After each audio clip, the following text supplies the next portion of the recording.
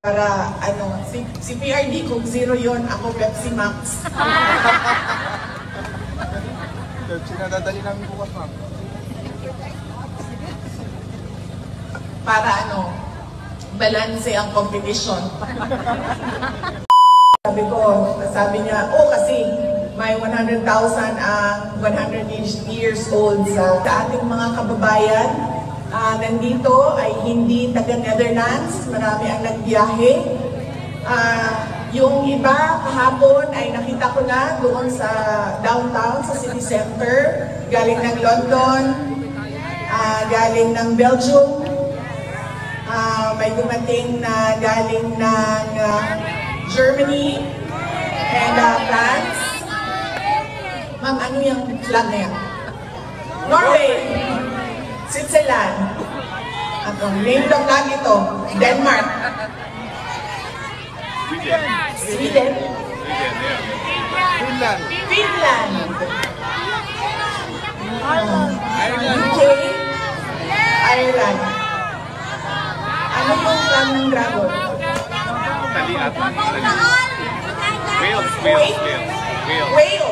Wales. Kasapan pa sa Kuwait, ani. Lumalang ang flag namin. Davao, yes. So yes, maraming salamat sa inyong lahat.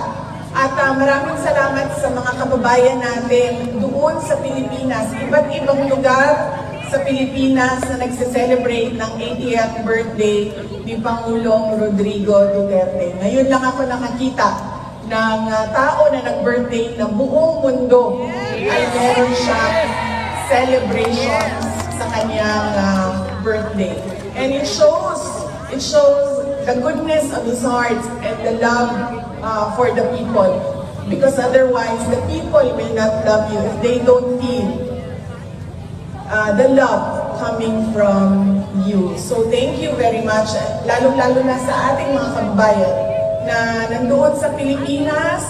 Kanina pa sila nagsimula, alas 2 ng hapon at hanggang daw sila matapos ang 12 midnight at matapos ang araw na ito na kaarawan ni Pangulong Duterte. At syempre, ang pagpapasalamat ko sa ating mga organizers dito sa The Hague, sa ating pagtitipon ngayon. Merong nag-apply ng permit, merong nag-organize ng ating sound system, merong nag-organize ng ating mga barikada, at marami pa silang pinagtrabahuan para mapanigurado na komportable at meron tayong time and space ngayong araw na ito para sa ating picnic celebration ng birthday ni Pangulong Duterte. Maraming salamat sa inyo, mga organizers natin. Paalala ko lang, dahil kahapon nandito po ako, kumuha po ako ng mga gamit na hindi kailangan o hindi ginagamit ni Pangulong Rodrigo Duterte doon sa loob, ay pinakuha sa akin. Sinabihan ako doon sa loob na pakiusapan tayong lahat, kasama na ang media, na huwag mag-video footage at pictures sa kanilang fasad ng kanilang detention facility, lalong-lalo na sa mga tao na pumapasok at lumalabas. Bawal po sa kanilang protocols ang videohan ang kanilang detention facility. So pakiusap ko lang, sundin natin kung anong protocol nila dito sa videotaping and sa recording and sa photography. Dahil sa ngayon, nakikita ninyo na napaka-lenient at napaka-cooperative nila sa atin, at nakikita nila na, at tinutulungan nila tayo na maipakita sa mundo kung ano yung nararamdaman natin. Kaya yung mga maliliit na bagay na hingin nila na huwag dyan kayo mag-film at mag-videotape ay sundin natin. Ang susunod po ay mensahe galing kay Pangulong Rodrigo Duterte. Sinabi niya ito sa abogado kahapon At sinabihan niya ang abogado dahil hindi ko makikita si Inday Sara bukas dahil ang nakaschedule bukas ay ang aking kapatid si Veronica at si Shelito, ang kanyang mama. Sabihin ko sa lahat ng mga supporters ni Pangulong Rodrigo Duterte at sa lahat ng mga abogado na kaibigan niya to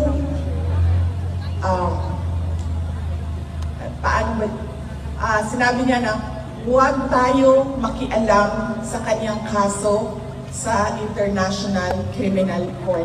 Hayaan natin ang kanyang mga abogado at ang korte mismo magdesisyon kung ano ang mangyayari o ano ang susundin kaparte ng proseso ng korte.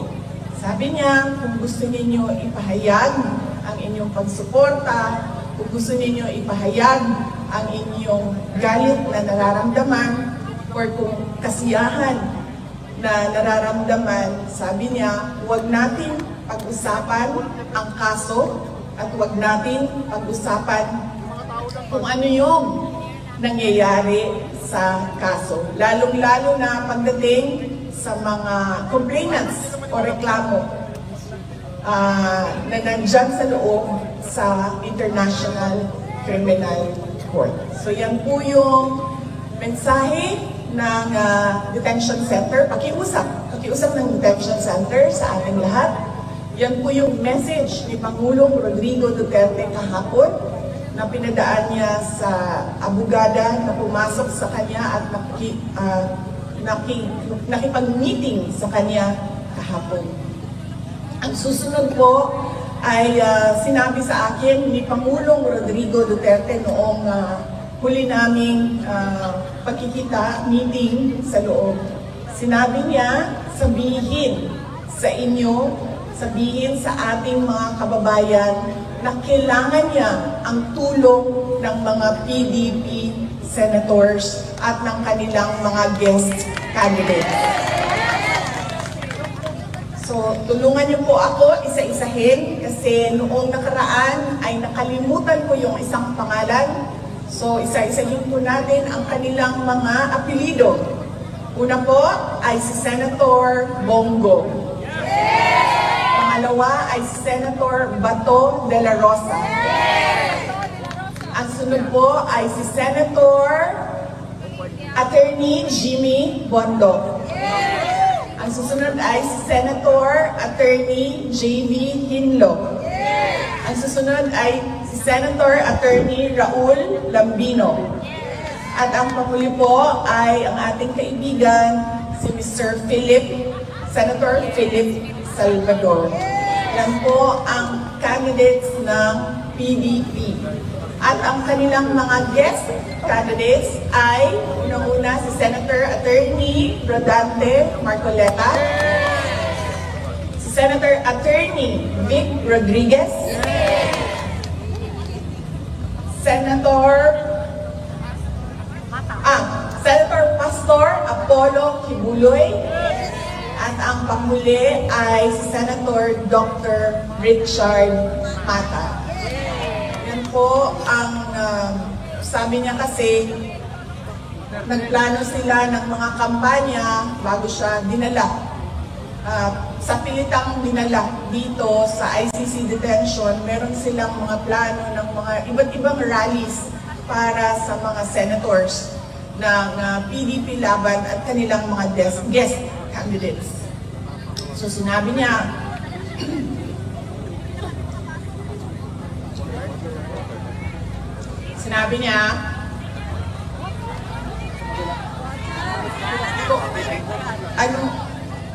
ma'am, para si PRD kung 0 yon, ako Pepsi Max. Sinadadali namin bukas, ma'am. Para balanse ang competition. Yes, at sinabi niya, hindi na niya magawang mga kampanya, tumayo sa stage doon sa Pilipinas at sabihan ang mga supporters kung bakit kailangan natin iboto yung 10 diretso at wala ng ibang kandidato na iboto. Kaya sabi niya, ipaabot sa inyo na kailangan niya ang tulong ng mga PDP senators at ng mga guest candidates ng PDP laban.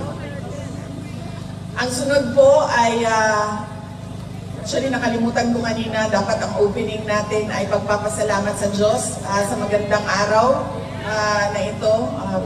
Walang init, walang ulan, sakto lang ang lamig. At nabiyayaan tayo ng pagpahintulot o permission na magsama-sama sa araw na ito. Kanina, habang naglalakad kami, ay naririnig ko yung kanta na The Greatest Love of All. Sabi nung kasama ko, sabi niya, maghanda ka ng kanta mo kasi papakantahin ka niyan. Sabi ko, wala talaga ako makontribute sa kanta ngayong araw na ito. Maliban sa happy birthday song na nagawa na natin kanina, o hindi pa? Papunta na tayo doon. Maliban sa happy birthday song. So, yun po ang message ni Pangulong Duterte sa politika ng ating bayan. At sinabi niya na bantayan natin ang ating boto. Dahil ang mga tao na desperado ay kung ano-anong pandaraya ang naiisip para lang manalo sila. Kaya kailangan daw ay bantayan natin ang ating boto at paniguraduhin natin na tama ang pagkabilang ng mga boto ng ating mga senators. So yan po ang message niya sa politika. Ang message ko naman sa kanyang birthday ay pinost namin doon sa aking social media account sa Facebook. At sinabi ko doon, my warmest wishes for former President Rodrigo Duterte. My warmest birthday wishes for former President Rodrigo Duterte. And I thank him for emphasizing the value of education sa akin. And I thank him as well for teaching me resilience and courage through his exigence. Si PRD kasi very demanding siya as a person, which is good kasi isa yan sa kailangan ng isang leader. Isa yan sa quality na kailangan ng isang leader to make things happen. You have to be very exacting and very demanding, especially sa mga tao na katrabaho mo o kailangan gumalaw para sa trabaho niya. And that was his way as well sa amin noong kami ay lumalaki. At nagpapasalamat ako doon dahil natuto ako na maging resilient and brave dahil sa kanyang pagpapalaki sa amin.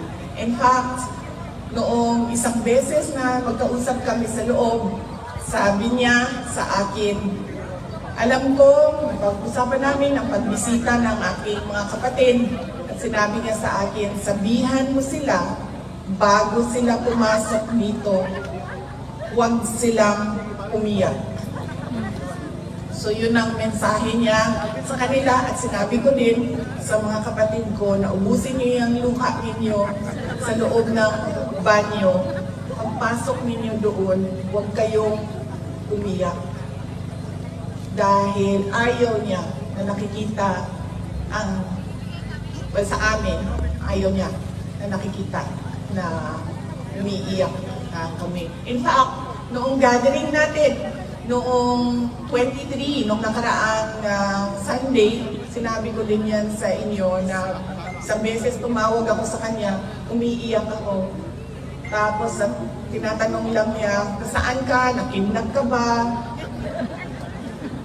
Tapos iyak pa rin ako ng iyak, hindi ako makapagsalita. Sabi niya, buntis ka ba? And then sinabi ko lang, nahihirapan ako sa aking pag-aaral. And then sabi niya sa akin, bakit ka umiiyak? Mag-aral ka, bumalik ka sa mga libro mo, mag-aral ka. Ganun siya na klase na parent, no? Ang mga bagay na iniiyakan lang ay kung nakidnap ka or nabuntis ka nang wala sa panahon. So yun ang pinagpapasalamat ko sa kanya ay yung araw ng kanyang kaarawan. And syempre, pinapaabot ko yung pagpapasalamat sa ating mga kababayan sa iba't ibang panig ng mundo sa pagpapakita nila ng suporta sa ating Pangulong Rodrigo Duterte. Idasal natin ngayong araw na ito na sana ay ibalik na siya doon sa Davao City, sa Pilipinas. Dahil inaantay na siya doon ng mga Davaoenyo. Dahil siya ay meron pang term o darating pa yung term niya na magiging mayor pa siya ng Davao City. At syempre, idasal natin na siya ay bigyan ng lakas ng loob na harapin lahat ng kanyang problema sa paglalaba, pagluluto, at paglinis ng kwarto niya dyan sa loob ng ICC Detention Center. Dahil nasanay kasi siya na merong girlfriend or merong ka-live-in na nag-aalaga sa kanyang pagkain, paglilinis ng bahay, at paglalaba. So hindi ko lang alam ngayon, dahil ilang araw na rin kami hindi nagkausap, kung natuto na ba siya maglaba. Kasi sinabihan ko siya na kailangan mo talaga matutong maglaba kung hindi pa balik-balik yung damit mo na hindi mo siya malinis. So sana ay, yun nga, ipagdasal natin na malampasan niya ang hamon ng paglalaba, pagluluto, at paglilinis. At sana ay, dasal din natin na sana ay kunin na niya yung kanyang right na maglakad sa loob, sa labas ng building, doon sa kanilang park. Meron silang park sa loob. Ay sana ay kunin na niya yung right niya na lumabas at maglakad doon sa park. So let us pray that he learns to do these things one day at a time until kukunin na natin siya para ihatid pauwi sa Davao City at bumalik sa pagsiservisyo sa ating bayan. Noong nakaraang rally, noong 23, March 23, sabi ko sa inyo, di ba, may takot ako para sa kanya na ibalik siya sa Pilipinas dahil nakita naman natin kung ano yung kapasidad ng kanyang mga kalaban. They can easily assassinate a person on the airport tarmac, no? So yun yung takot ko. At sinasabi ko sa kanya yon, pero ang kanyang paninindigan na gusto niya talagang umuwi sa Davao City ay you cannot shake it out of him. So sabi ko sa kanya, 80 ka naman na, so kung anong gusto mo ay yun ang ibibigay namin sa iyo, dahil mahalaga sa isang tao na 80 years old ay masaya siya. Dahil meron na lang naiwan na 20 years sa buhay niya. Because I'm sure kukunin na siya by 100. No? By the moment na makuha niya yung 100,000, okay, I'll go. Ito yung baon ko.